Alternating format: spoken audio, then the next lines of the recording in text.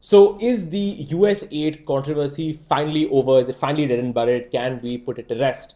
I'm asking that question because the Union Finance Ministry today has, yesterday, released a report where, as part of its annual report of the Finance Ministry, it disclosed that the US Agency for International Development, USAID, funds various projects in India, but crucially, the controversy surrounding the $21 million funding that may have been given by US aid to India for boosting voter turnout that was called political interference is nowhere to be mentioned in the Finance Ministry's report. The Finance Ministry very clearly states that there are 7 partnerships worth $750 million US dollars that US aid has taken up with the government of India. But beyond that, there is no information about this $21 million grant that has been provided so far by the Union Finance Ministry. Now, let's get into this controversy, explain what the Finance Ministry's report means, and explain whether this means this controversy is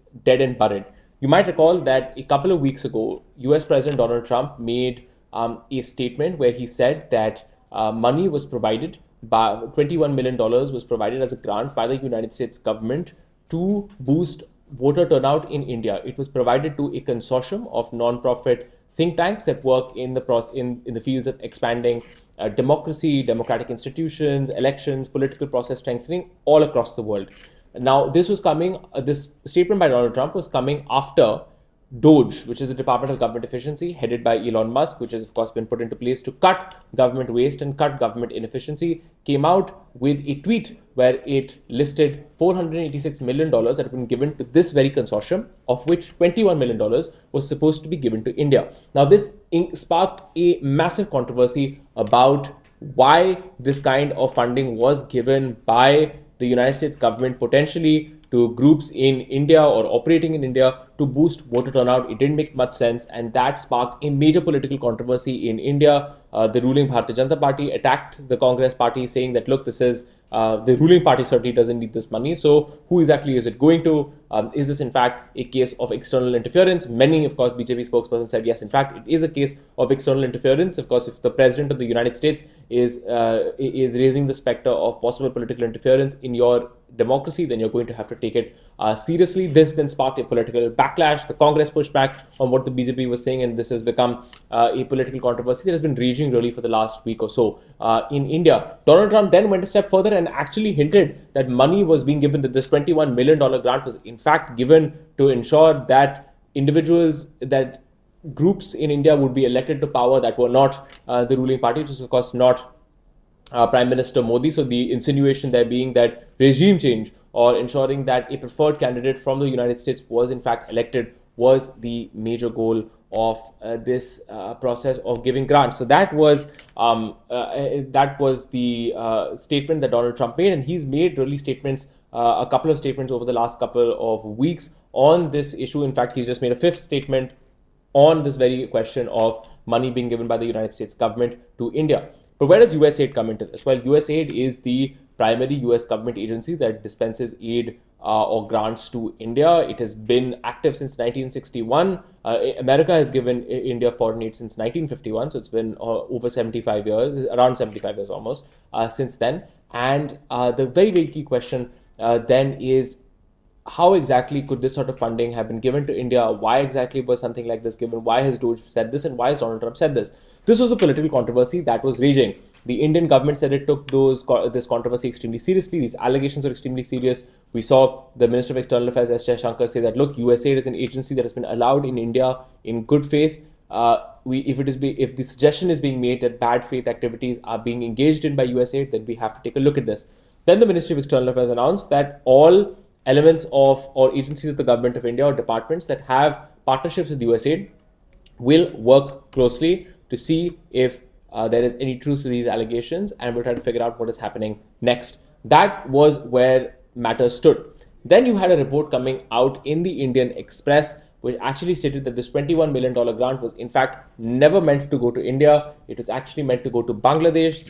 The reporter in question, of course, the Delhi investigation looked at the funding and said that in fact a $21 million grant was in fact issued to Bangladesh, the exact number, and it was exactly issued to the consortium for election process and political process strengthening. That was the consortium to which the money was issued for $21 million. So that grant does exist. It was given to that consortium by the US government, but it was given for Bangladesh and not for India. Now, people had their own questions about that investigative report, but the investigative report was also able to go and speak to people in Bangladesh and find out that $13.4 million of that money had already been dispersed. It was in fact spent in Bangladesh, but still there remained this question about whether this is the president of the United States making a particular assertion. Of course, we have to take it more seriously. Then that's one investigative report, of course, did not do the trick. But now the finance ministry, in one of its reports that it has released, in one of its annual reports for 2023-2024, actually went out and said that, look, USAID has seven projects in India. These projects are worth $750 million, and they are in sanitation, in hygiene, in poverty prevention, in agriculture, in a bunch of development-related activities that do not have anything to do with political interference. Also, something that was made very, very clear in some of the reporting that has come out since is that the consortium of non-profit think tanks that I was mentioning to you, to which the money was supposed to have gone for boosting voter turnout in India, has not operated in India since 2008. So what is this controversy really about, right? Is there any meat on the bones of this particular controversy at this point in time? It is increasingly seeming like there may have been a mix-up, there may have been a misunderstanding, but again, it is not clear because we now have to wait for the various government agencies to come out, look at their books, look at their partnerships with USAID, and figure out what's going to happen. And this is extremely important because USAID is in many ways an important partner for India. The finance ministry has, of course, pointed out that $750 million worth of projects are engaged in with the government of India for 7 projects. The USAID since 2001 has given India $2.86 billion. And also, USAID is India's primary partner for implementing development projects abroad. So India's Ministry of External Affairs and the US and USAID have worked together across the world, in Africa and in Asia as well, for what are called triangular development projects. That's India and America work together to implement projects in a third country. So a triangular project. That is something that India has worked with very closely on USAID. So the insinuation that you cannot trust America's official aid development agency, that it is in fact engaged in covert activities or activities that are, as the foreign minister said, in bad faith and interfering in India's politics, was in fact a very serious allegation that now that the president of the United States has amplified. But now there are questions about whether the facts and the numbers are really there to justify this claim. But I want to be extremely clear, various government agencies are going to look into this in their own time and figure out whether there is some truth to these allegations. Right now, of course, the first couple of revelations that have come out indicate that that may not be the case.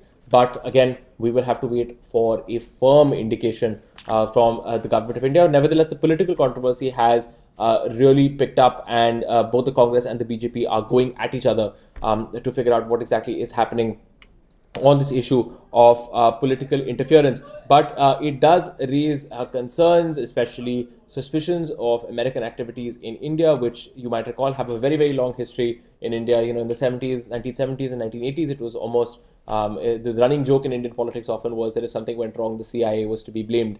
And there was certainly an element that is borne out by history and the facts that there was in fact significant political interference in India by American intelligence agencies over the period of the Cold War. That is almost an indisputable fact, and it does inform a lot of the suspicion and the fear that we see in India when something this controversy comes up. That's the context in which we need to understand what exactly is happening here.